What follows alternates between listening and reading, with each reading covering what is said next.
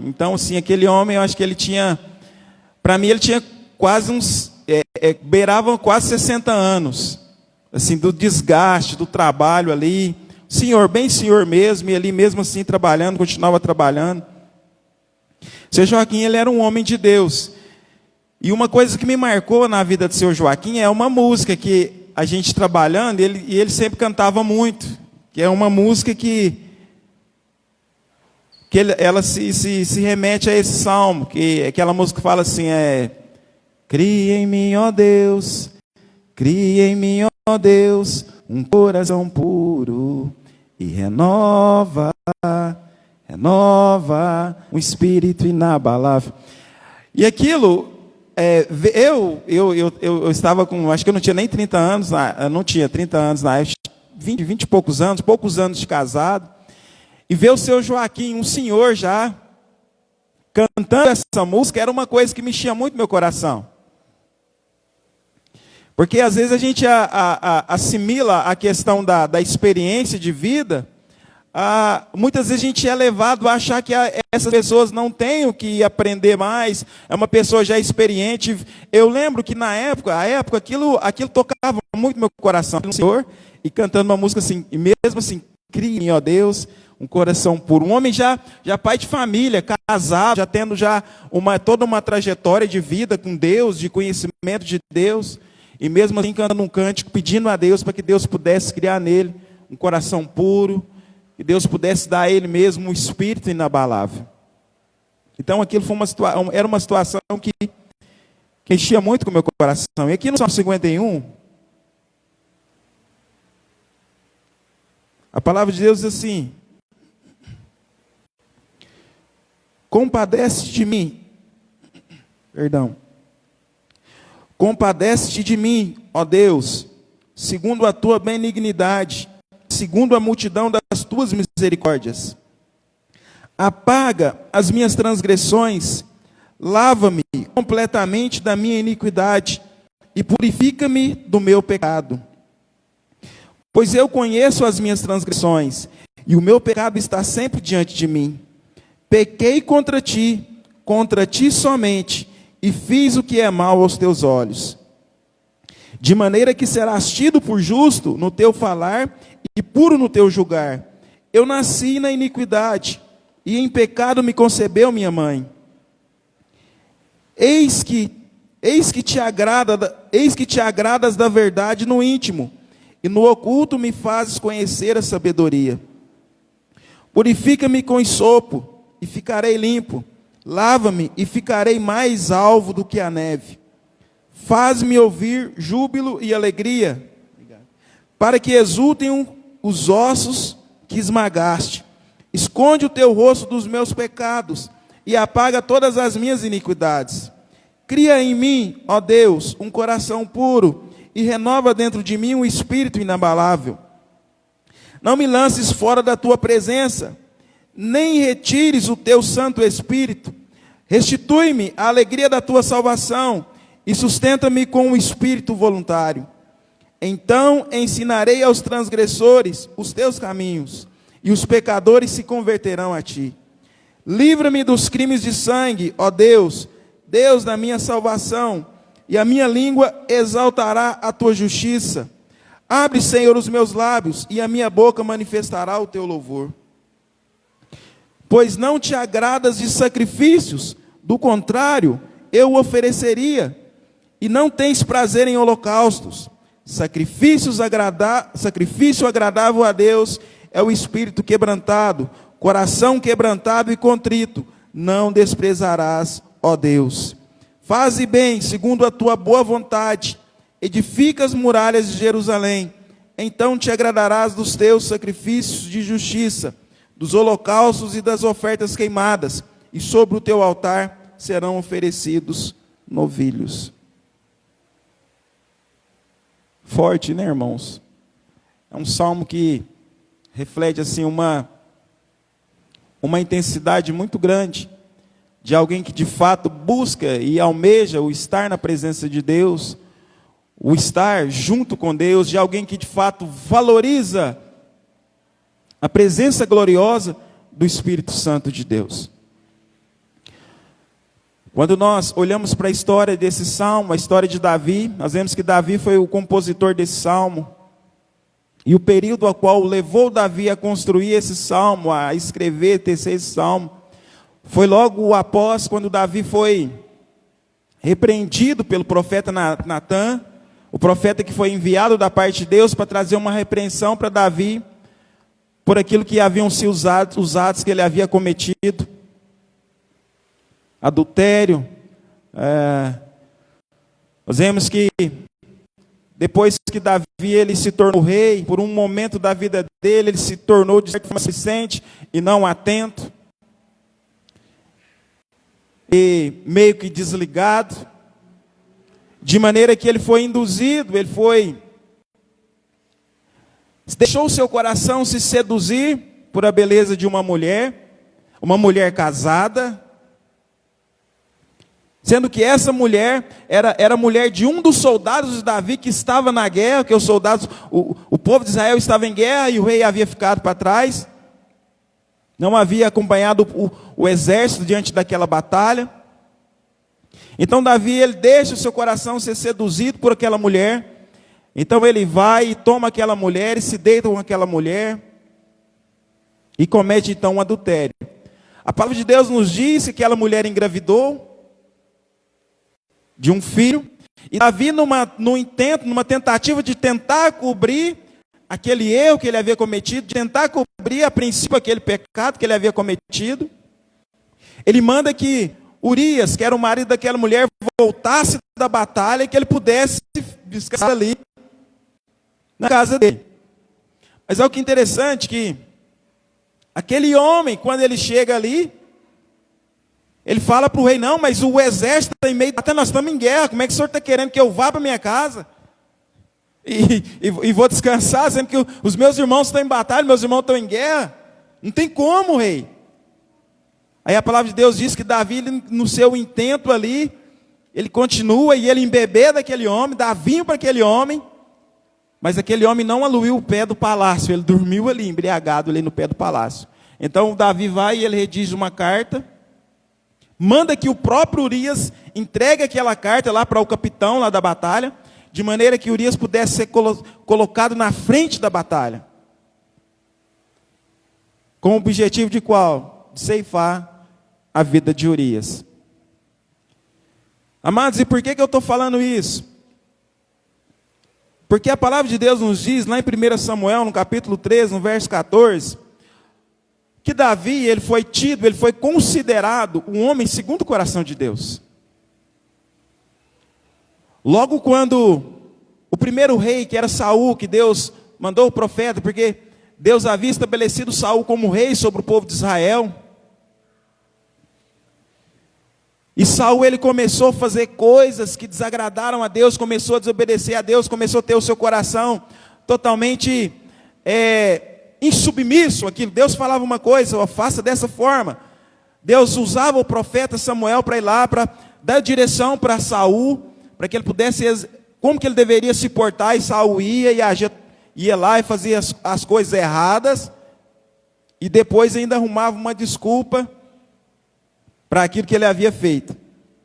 Aí Deus vem, rejeita aquele homem. A palavra de Deus nos diz que Deus manda novamente Samuel e até a tribo, direcionou a tribo direitinho, fala: vai lá, porque lá nessa tribo eu vou levantar um que vai ser o rei sobre o meu povo, achei ele o homem segundo o meu coração. É esse homem que foi tido um homem segundo o coração de Deus, que se portou dessa maneira, que cometeu adultério, que premeditou a morte de um homem, ou seja, foi um homicídio qualificado, João. Ele premeditou um homicídio qualificado, preparou todo o ambiente, toda a situação, para que de maneira que aquele homem, aquele soldado dele, tivesse a sua vida ceifada. E é esse homem que a palavra de Deus nos diz que ele foi chamado o homem segundo o coração de Deus. Eu estou lendo um livro de um escritor que foi muito famoso, lá na Inglaterra, em meados da Segunda Guerra Mundial. Ele foi um homem muito famoso, assim, foi tido um homem de um grande conceito no mundo cristão, bem às portas da Segunda Guerra Mundial. E Deus usou tremendamente a vida daquele homem, C.S. Lewis. Às vezes alguns de vocês já têm ouvido falar. Quantos aqui já viram o filme As Crônicas de Nárnia? Ele foi o escritor do livro que deu origem àquele filme, As Crônicas de Nárnia. Então, foi um homem muito usado por Deus nessa questão literária, para escrever, para compor. Um cristão. Tem um livro dele que chama Evangelho Puro e Simples. E ele procura tratar nesse livro de coisas assim, simples. Não, ele fala, olha, o meu objetivo aqui não é complicar as coisas, é trabalhar um evangelho puro e simples, porque é isso que o evangelho tem que ser para nós. Um evangelho puro. O que é um evangelho puro? Um evangelho que não tem mistura. Puro, que preserva a sua pureza, porque Deus ele é puro. A palavra de Deus nos diz, né, Tiago, que Deus não muda. E nele não há sombra nem variação de mudança, ou seja, há uma pureza em Deus. Eu gosto muito de dizer que, às vezes, tem muita gente que tem dificuldade de buscar uma intimidade maior com Deus, porque pensa que, por cometer os seus erros, as suas falhas, é como se Deus ficasse surpreendido, como se Deus aquilo trouxesse uma certa novidade para Deus, tipo assim, puxa, Deus não esperava isso. Como se Deus pudesse ser surpreendido por qualquer um de nós. Deus é soberano. Eu trabalhei com um colega que ele tinha essas dificuldades, ele tinha muita crise com isso. Porque muitas vezes ele achava que muitas vezes os erros dele, de certa forma, poderiam surpreender, trazer Deus, de maneira que Deus pudesse ficar surpreendido, ou de maneira que Deus pudesse ficar frustrado, de maneira que aquilo pudesse alterar alguma coisa em Deus. Deus não muda. E nele não há sombra, nem variação de mudança. Então, nesse livro, ele fala dessas questões, questões simples, de pureza e de simplicidade. Quantas vezes a gente tem a tendência de querer complicar Deus? Deus é simples, irmãos. Tanto é a história do nosso Salvador. A gente pega a história do nosso Salvador, a gente vê a simplicidade como ele foi trazido a essa terra. Olha a simplicidade disso. Não tem muito glamour financeiro. A gente vê lá que José e Maria, mulher grávida, aí não tinha lugar na estalagem, porque o povo havia um momento de alistamento, de confecção de documento, de registro de documento naquela época, então todo mundo estava mobilizado. E os hotéis, as estalagens estavam cheias, e não havia lugar naquela estalagem, naquele hotel para eles. E onde é que cederam para eles se alojarem? Estábulo. Meio dos animais, aqui não tem lugar não, se quiser, lá no meio dos animais. Simples. Simplicidade, como Deus age nas coisas simples. Olha lá o Elias, depois dele ter vencido lá os profetas de Baal, aí ele começou, ficou em crise, tentou, se escondeu dentro de uma caverna, aí esperando Deus falar, e achava que Deus iria falar no meio do trovão, que Deus ia falar daquela forma, e a palavra de Deus fala que Deus falou com ele, numa brisa suave. Sabe o que é isso? Simplicidade. Simplicidade. Então, nesse livro ele fala de questões simples, puras e simples. Assim como é e tem que ser nas nossas vidas o Evangelho do Senhor. E é um dos questionamentos que ele faz nesse livro, ele falando sobre a questão da lei moral. Ele fala que existe, se você fazer uma pesquisa em todas os povos, as etnias, sempre você vai encontrar pessoas debatendo acerca daquilo que é justo e aquilo que não é justo. Isso é uma coisa assim, não precisa ninguém pegar a Bíblia e ir lá mostrar para as pessoas virem e mexem, pegarem situações assim de justiça e de injustiça. Questões pelo menos ali naquele povo, deles debatendo a questão de não prejudicar um ao outro, de não prejudicar aquele que é da sua família, sabe? Questões simples. Ele fala sobre essa questão, ele fala, olha, isso é uma coisa assim, se você for olhar em todas as nações da terra, essa questão dessa lei moral, de certo e errado, é algo natural. É algo que faz parte de uma lei natural. Ele até fala, né, que hoje, nos nossos dias de hoje, se a gente for falar dessa questão de lei natural, a gente vai associar a questão da física, né, da gravidade, mais relacionada a essas coisas. Mas ele fala que naquela época, ele queria trabalhar essa questão dessa lei natural, trazendo à memória das pessoas que isso é uma coisa natural, questão de justiça e de injustiça. Não há dificuldade para isso, para as pessoas entenderem essa questão desse senso, as pessoas terem esse senso de não fazer mal para o outro, propositalmente. Porque se fosse assim, a gente viveria em pleno estágio que selvageria. É ou não é? A gente viveria num estágio onde as pessoas sem limite. Mas não, ele considera e ele pondera que essa questão desse senso, dessa lei moral de justo e de não justo, ela é algo intrínseco a todas as nações da terra, sem distinção. É lógico que cada povo tem ali as suas peculiaridades, as suas prerrogativas, mas no geral, fala no geral, todo mundo procura trabalhar esse bom senso. Por que eu estou falando isso? Agora voltando aqui para o Salmo. Veja, que o salmista, ele é bem enfático em reconhecer que ele estava errado. Ele está falando com Deus, ele está falando, olha Deus, eu pequei contra ti e contra só ti, somente, eu pequei.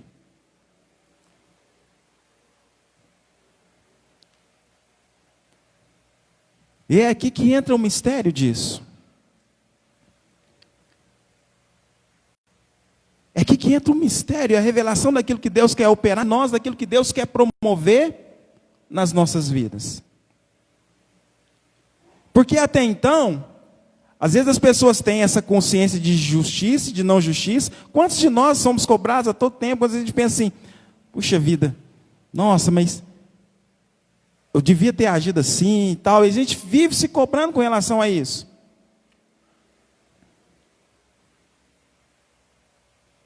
E a diferença é daquele que tem consciência de quem Deus é e daquele que não tem. Porque às vezes para quem que não tem consciência daquilo que Deus é, ao cometer uma atitude assim, a gente está cheio de exemplos assim. Quantas vezes as nossas rodinhas no trabalho, as pessoas vivem se gabando de estar dando chapéu, perdoem-me o palavreado, de estar passando para trás das suas esposas. Quantas vezes a gente ouve isso? Quantas vezes a gente ouve as pessoas se vangloriando de terem passado a perna em alguém, de ter ganhado vantagem além daquilo que convinha num negócio que fez? E muitas vezes essas coisas que as pessoas fazem, esses pecados que elas cometem, não trazem o mesmo peso na vida delas, quando elas não têm a consciência de quem Deus é e de quem elas são em Deus.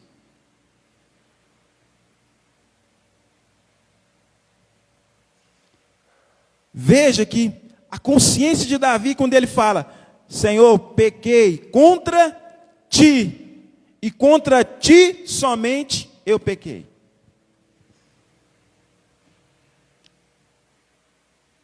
A consciência de quem Deus é. A consciência da presença de Deus, da soberania de Deus.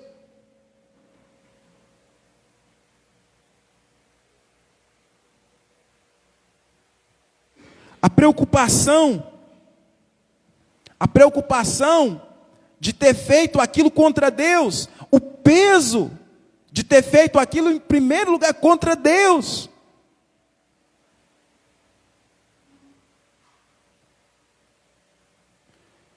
Talvez, se nós fôssemos fazer um comparativo entre aquilo que foram os pecados do primeiro rei Saul e os pecados de Davi, às vezes nós, na nossa precipitação, vou dizer assim, a gente poderia, de certa forma, absolver Saul e condenar Davi.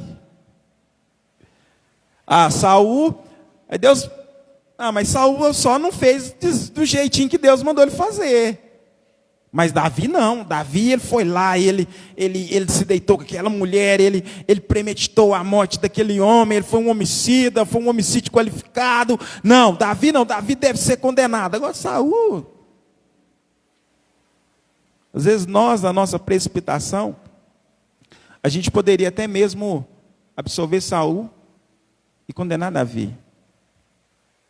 Mas qual que era a diferença real que havia no entendimento e no coração de Saul e no entendimento no coração de Davi?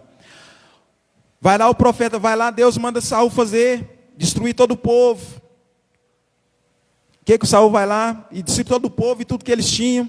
Aí Saul vai lá, destrói as coisas, mas não mata o rei, manda separar os bois.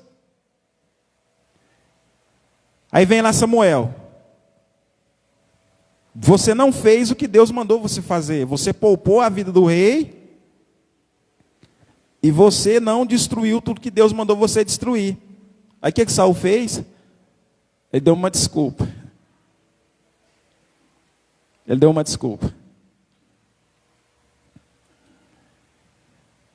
Deus.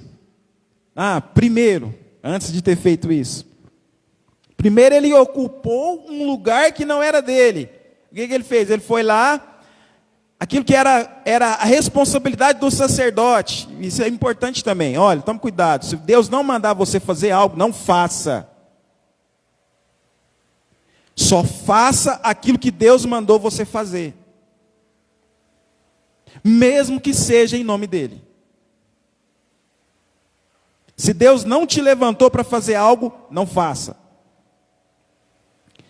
Aí foi lá o Saul para apresentar o sacrifício. Aquilo que era a responsabilidade do homem separado para Deus para fazer aquilo. Aí quando o profeta veio para repreender, mas é que o povo estava agoniado, o povo estava agoniado, o povo estava com pressa. Mas uma pergunta, a gente tem que ser movido por aquilo que é a voz do povo, a voz da multidão, ou aquilo que é a voz de Deus? Muita gente que fala, né? Um ditado errado, né? Que a voz do povo é a voz de Deus. Não é nada disso, não. A voz de Deus é soberana. A voz de Deus é como escrito lá em Apocalipse, como voz de muitas águas. O que quer dizer isso? A voz soberana. Por isso que ele já fala que é uma voz como voz de muitas águas. É uma voz que sobrepõe a todas as outras vozes. Desse negócio, não. Mas o povo estava agoniado, o povo estava com pressa. Aí depois foi lá e não destruiu o rei, poupou. Aí o Samuel falou, mas você está fazendo as coisas erradas, Deus mandou você fazer, destruir, mandou você matar e acabar com isso. Aí ele fala assim, mas eu poupei isso aqui, eu poupei o gado para trazer, para ofertar a Deus. Foi por isso, ou seja, Saul ele estava com o coração dele todo armado, cheio de desculpa. Cheio de desculpa, cheio de saídas. Aí vamos lá pular para Davi. Davi fez todas essas coisas? Fez. Aí vem lá o profeta Natan.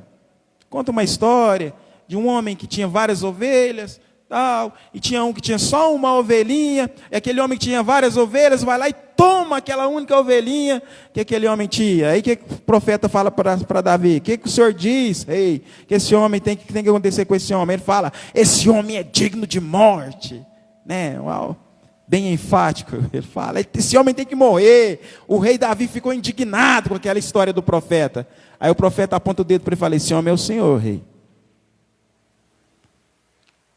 E assim diz o Senhor, porque o Senhor tirou o Senhor de trás das malhadas. Olha o que o Senhor fez pela sua vida, as coisas que Deus concedeu a você. E mesmo assim você foi lá e se deitou com a mulher de Urias. Aí a hora que Davi viu que realmente ali não tinha jeito de encobrir aquilo que ele tinha feito, o que ele faz? Ele dá uma desculpa. Ele fala: Deus, não aguentei, a carne é fraca. O pastor Ricardo fala, né? A carne é fraca, o espírito é sem vergonha. Eu não aguentei, Deus. Não deu para segurar. Não, Davi não fez isso. Davi não quis remendar. Davi não quis remendar aquilo que era o erro. Sabe o que Davi fez? Davi fala, pequei contra o Senhor. A primeira coisa que fala Davi quando ele é repreendido pelo profeta. Ele não fala mais, ele fala, pequei contra o Senhor. Você consegue perceber a diferença do coração de alguém que tem consciência de quem Deus é e o coração de alguém que não tem essa plena consciência? Às vezes eu sei. Às vezes eu tenho informações. Eu gosto de dizer que nós termos informações é diferente de nós termos conhecimento. A informação é aquilo que está solto, é aquilo que você pega solto. O conhecimento ele tem mais a ver com proximidade, ele tem a ver com vivência. Não é algo solto, não é algo apenas desconexo, não, é algo experimentado, sabe? É algo vivenciado. Eu gosto muito de dar um exemplo quando eu falo, às vezes a gente pergunta, quem conhece o Mick Jagger? Às vezes as pessoas falam, eu conheço algumas. Quem conhece, o John Lennon? Às vezes algumas, quem conhece a Xuxa? A maioria das pessoas. Não, ninguém conhece essas pessoas, pelo menos nenhum de nós que conhecemos essas pessoas. Nós temos o quê? Nós temos informações acerca dessas pessoas. É diferente, irmão. É diferente saber e diferente conhecer. Porque conhecer tem a ver com proximidade. Que dia que foi que nós sentamos com a Xuxa para tomar um café? Para de fato conhecê-la? Que dia que foi que nós sentamos com uma dessas pessoas? Porque conhecer, se você quer ser conhecido de alguém, porque até mesmo nós, a palavra de Deus fala que nós devemos ser hospitaleiros uns com os outros. Por que fala tanto dessa questão do hospitaleiro? Por que fala muito da questão de mesa? Porque no meio da mesa, quando você chama a pessoa para estar junto de você, para estar ali, vivenciar com você, você vai revelar de fato quem você é. Porque às vezes nós temos ideias a respeito. Não estou dizendo de desconfiança. Eu não desconfio que ninguém que seja de Deus. Se tem uma coisa clara que eu tenho dentro de mim, uma convicção aqui, que todo mundo aqui é de Deus. Mas as suas manias, sabe? Os seus costumes, as suas tradições, a forma como você senta na mesa, a forma como você trata essa questão de alimentação, sabe? Aquilo que são as coisas que você traz de família, que você preserva. Quem conhece isso só são aquelas pessoas que são próximas de você. É nesse sentido. Então, ou seja, o saber, ele é diferente do conhecer. Saul, ele sabia. Até porque ele experimentou várias coisas com Deus. Ele também venceu batalhas. E, afinal das contas, Deus levantou e escolheu para ser o rei, o primeiro rei de Israel. E Deus deu várias vitórias para Saul. Mas, ao longo da trajetória de Saul, ele foi se perdendo. Ele tinha conhecimento. Ele tinha informações, mas não tinha o conhecimento.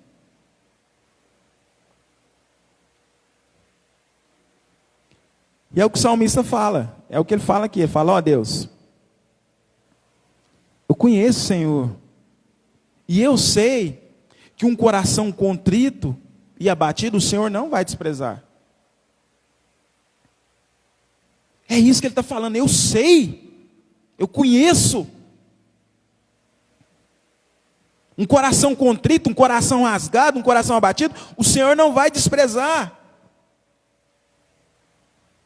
É por isso que eu clamo ao Senhor, Deus, eu sei da gravidade do meu pecado, mas eu clamo ao Senhor, cria em mim, Deus, um coração puro. Me lava com isopo. Fui pesquisar o que é isopo. Isopo era uma espécie de uma erva medicinal, que servia para purificação, servia para questões de cura mesmo, físicas. Aí ele fala: Deus, me lava com isopo, eu vou ser limpo.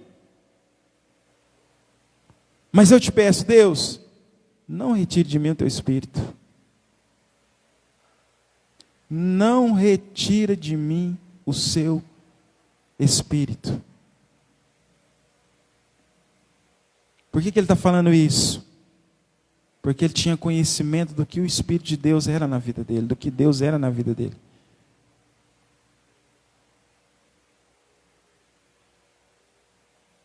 Foi por isso que ele fez lembrança da misericórdia de Deus. Foi por isso que ele foi falando: Deus, eu sei que o Senhor é misericordioso. Eu estou errado. Não foi remendar com Deus, não. Não foi falar para Deus: Deus, mas o Senhor conhece a minha história lá. Como eu era o menor dos meus irmãos, ninguém dava nada por mim.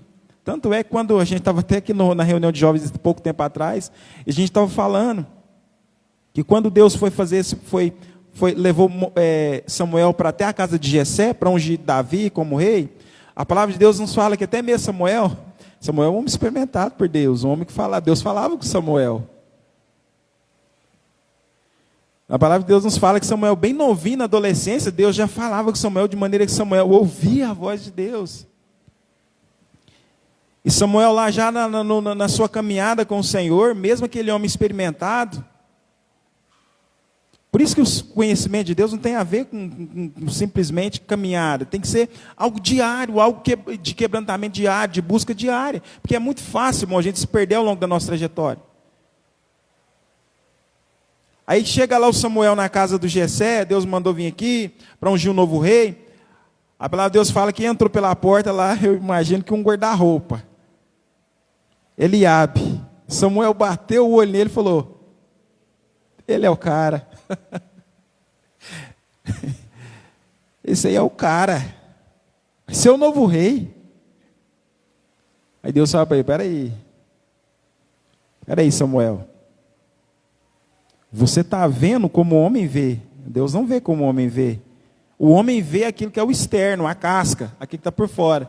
Mas Deus vê o coração.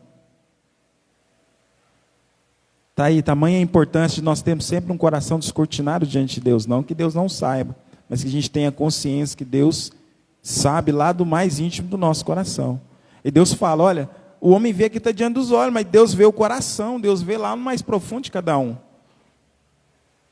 Deus repreende aquele profeta experimentado, um homem que ouvia de Deus. Aí fala que Jessé fez o quê? Fez passar todos os filhos dele. É esse, não é? É aquele, não é? É esse, não é? Não é. O profeta falou: acabou os seus filhos? Aí ele fala: não, tem mais um. Tem um pequenininho que está lá no pasto, cuidando das ovelhas. Penso eu que nem o pai dele fazia questão e achava que ele teria a possibilidade, via a possibilidade de ser o novo rei de Israel. Aí Deus, o profeta fala: manda buscar ele lá, nós não vamos sentar para comer até ele passar também. Quando ele chegou, Deus falou: é esse, unge ele, porque ele é o meu rei escolhido. Enfim, Davi não foi falar para Deus: Deus, mas o Senhor sabe os traumas que eu carrego, como eu era descredibilizado na minha infância, e os meus irmãos não faziam caso de mim. Os traumas que eu trago, não menosprezando aquilo que são os traumas. Trauma é trauma, viu, irmão? Só você sabe aquilo que você passou, e é Deus que vai tratar com você. Deus está tratando com cada um de nós. Não estou falando isso. O que eu estou falando é que essas coisas não podem ser colocadas como empecilhos para o que Deus quer fazer nas nossas vidas. Ou Deus é maior do que isso ou não é. Não tem meio termo.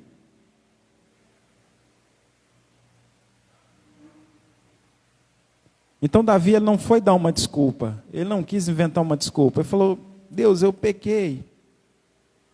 Eu estou errado. Mas eu te peço, Senhor, me purifica, me lava, tenha misericórdia de mim. E não retires de mim o teu Espírito.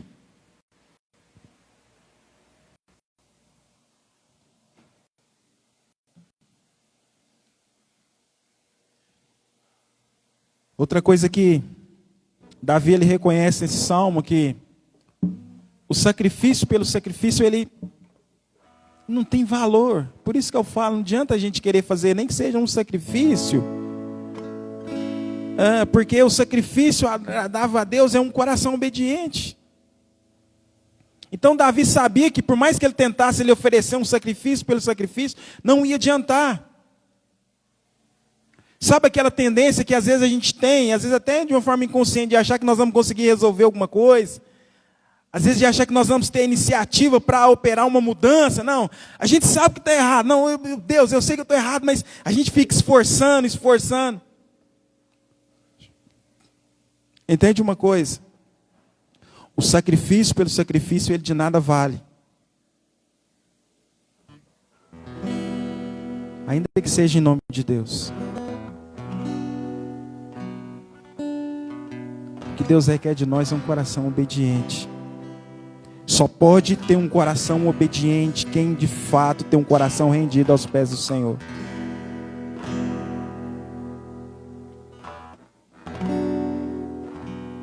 Só pode ter um coração de fato obediente.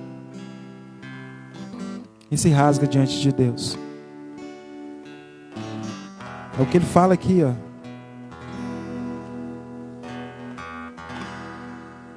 Verso 16: pois não te agradas de sacrifícios, do contrário, eu os ofereceria. Fala, olha, o Senhor não se agrada do sacrifício, não, eu ofereceria sacrifício. Sabe também o que isso nos leva, irmãos? Nos leva ao reconhecimento da graça. Nos leva ao entendimento da graça. Porque caso contrário, se fosse pelo sacrifício daquilo que nós podemos produzir, para que nós precisar? Para que precisaria que Cristo viesse? Isso é até mesmo uma ofensa a Deus. Se fosse o sacrifício pelo sacrifício.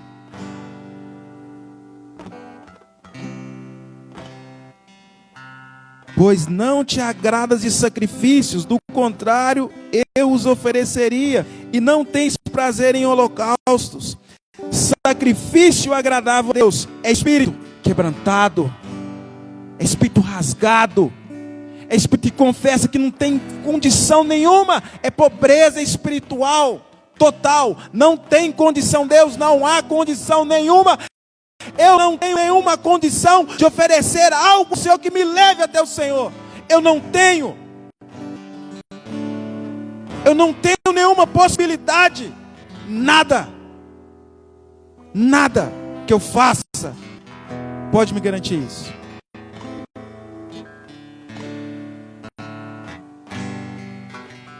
Coração quebrantado e contrito não desprezarás. Ó Deus, Deus não vai desprezar um coração quebrantado, um coração contrito.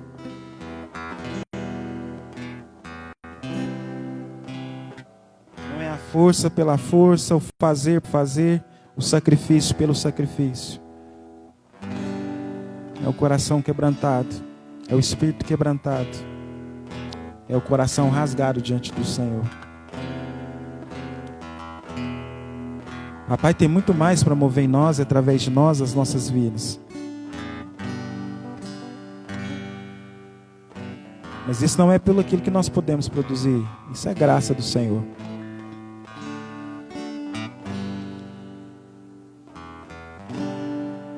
Enquanto estivermos aqui, nós estamos sujeitos a várias falhas e a vários erros. E nós de nós mesmos não podemos remendar nada disso. Esse é um mistério que nós devemos de uma vez por todas compreender. Que é se derramando aos pés do Senhor, que é se lançando mesmo aos pés de Jesus. Penso que A pior coisa acontecer na vida de nós, como homens, enquanto homens e mulheres de Deus, é nós nos colocarmos numa condição de insensibilidade, onde a gente não consegue mais achar esse espaço, esse lugar de quebrantamento, sabe? Esse lugar de derramar, esse lugar de se lançar aos pés do Senhor. Que possamos mesmo clamar ao Senhor, que Ele nos conceda mesmo um coração, um espírito quebrantado. Em todo tempo a gente está aos pés do Senhor. Todo tempo. Todo tempo. Queria que você curvasse sua cabeça por um instante. Nós vamos ministrar um cântico, que ao mesmo tempo é tempo de reflexão, como eu disse. Hoje é noite Santa, é o dia de Santa Ceia. Acostumados a falar à noite, é dia de Santa Ceia. Dia mesmo de comermos do pão, bebermos do suco que representa o sangue do Senhor. Mas é momento também de reflexão, de tecermos uma reflexão daquilo que tem sido os nossos posicionamentos, daquilo que tem sido as nossas posturas, daquilo que tem sido as nossas escolhas. Em nome de Jesus, eu queria que você, enquanto os meninos ministram esse cântico, você possa ter mesmo esse momento seu aí de examine-se, pois, o homem a si mesmo. Eu queria que você tivesse esse momento agora de autoexame, autoanálise. Em nome de Jesus. Precisamos de Ti, Senhor.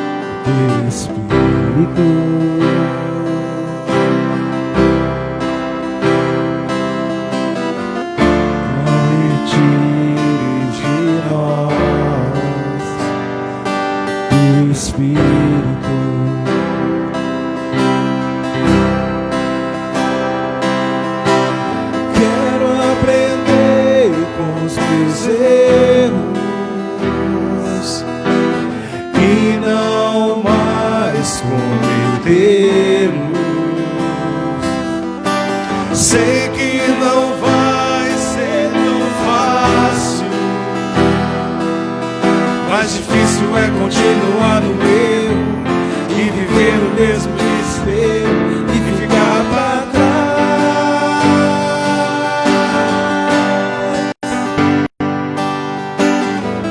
Eu quero ser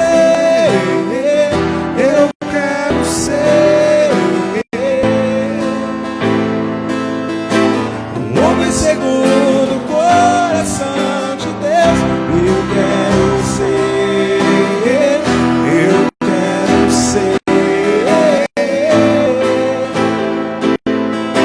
um homem segundo o coração de Deus.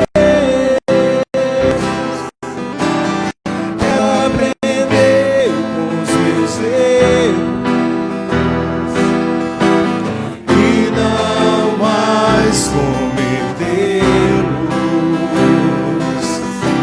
Sei que não vai ser tão fácil, mais difícil é continuar no erro e viver no mesmo desespero e ficar pra trás.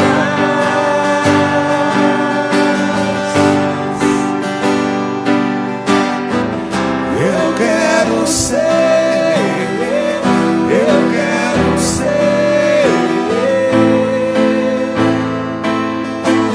um homem segundo o coração de Deus. Eu quero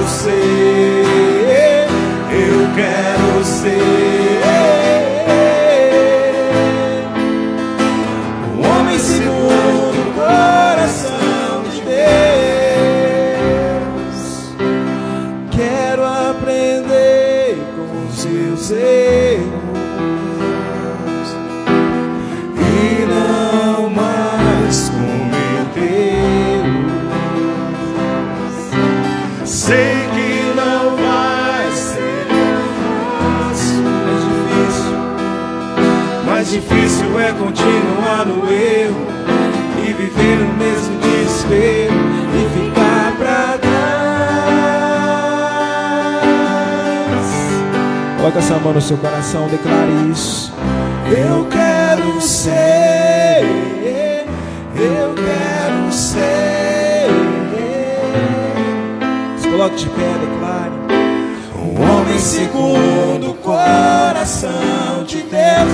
Eu quero ser, eu quero ser. Um homem segundo o coração de Deus. Eu quero ser, eu quero ser. Esse é o desejo do nosso coração, Deus. O homem segundo o coração. Esse é o desejo do nosso coração, Deus. Eu quero ser. Tudo que nós queremos, Deus, é ter um coração, Senhor, segundo o coração do Senhor. É por isso que nós estamos aqui nesse lugar nessa manhã. Homem segundo o coração. Em nome de Jesus, Pai, Teu Espírito Santo tenha total liberdade, Senhor, para continuar movendo em nós, para continuar transformando as nossas vidas, ó Deus, de maneira que nós não venhamos nos tornar pessoas insensíveis, ó Deus, mas nós tenhamos também, Senhor, esse coração de Davi, Senhor. Deus, nós estamos sujeitos aos erros e às falhas, Senhor. Ó Deus, mas que esses erros e essas falhas, Senhor, não nos impeçam, Senhor, de termos um coração que almeje cada vez mais estar na Sua presença. Toma cada um de nós pela mão, ó Santo Espírito de Deus, nos levando mesmo até esse lugar de quebrantamento, nos levando mesmo até esse lugar de rasgar as nossas vestes, nossos corações, as nossas almas diante do Senhor. Deus, o Senhor é tudo que nós temos, Senhor. O Senhor é tudo que nós temos, Deus. Coração de Deus. Deus, muitos confiam em cavalos, muitos confiam em cavaleiros. Eu quero ser. Todavia nós confiamos no Senhor, Pai. É o Senhor que nós temos. Homem segundo. Até aqui é o Senhor quem tem nos sustentado. Até aqui é o Senhor quem tem guardado as nossas vidas, as nossas casas. Eu quero. Então, em nome de Jesus, Deus, que nunca falte, Senhor, lágrima nos nossos corações, que nunca falte, Senhor, quebrantamento no nosso espírito, ao longo da nossa trajetória, ao longo da nossa caminhada. Eu quero ser. Ó Deus, toda essa situação que nós estamos atravessando, Senhor, não nos deixe nos tornarmos pessoas indiferentes. Como foi dito aqui, Senhor, quantas coisas nós temos visto os nossos irmãos passarem, quantos têm sido acometidos de enfermidades, quantos têm se enfrentado dificuldades financeiras. Deus, em nome de Jesus, Pai, e nós queremos nos quebrantar diante do Senhor, não para apresentar um coração revoltoso, Deus, nós não temos revolta dentro de nós, mas nós também não queremos nos tornar indiferentes, nós não queremos ter o nosso coração endurecido. Nós queremos ter um coração quebrantado, um coração que chora, um coração que reconhece a soberania do Senhor, um coração que reconhece que do Senhor é até e toda a sua plenitude, um coração que clama, um coração que clama, um coração que clama, um coração que entende, Senhor, que se o meu povo que se chama pelo meu nome se humilhar e me buscar e rasgar o seu coração diante de mim, então eu ouvirei do céu, perdoarei a sua terra e sararei os seus pecados, sararei as suas vidas. Coração que reconhece que do Senhor é até toda a sua plenitude, e o Senhor é soberano, e o Senhor é soberano. Esse coração que nós queremos ter, Senhor, um homem segundo o coração de Deus, um homem segundo o coração de Deus. É assim que nós queremos ser, Senhor, esse coração que nós queremos ter. Homens e mulheres, segundo o coração de Deus. Segundo o coração de Deus. Quebrantados ao Senhor. Em nome de Jesus. Amém, irmãos?